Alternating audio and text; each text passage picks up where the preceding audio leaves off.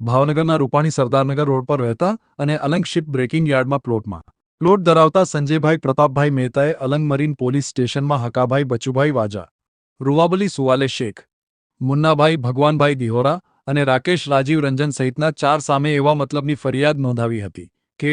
તેના પ્લોટમાં રહેલ ક્રેઇન વજન 12.756 ટન અને 9.56 ટન જે 1 કિલોની કિંમત ₹52.55ના ભાવથી કુલ ₹11,71,296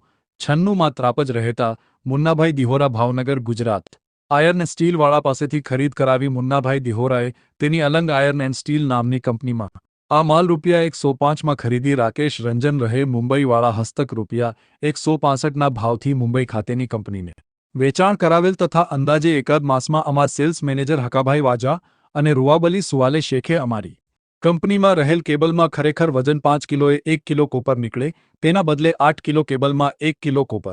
દર્શાવી માલ ઓછી ગુણવત્તાવાળો દર્શાવી કેબલ વજન 18 ટન કિંમત ₹80ના ભાવથી રૂવાબલી શેખ પાસે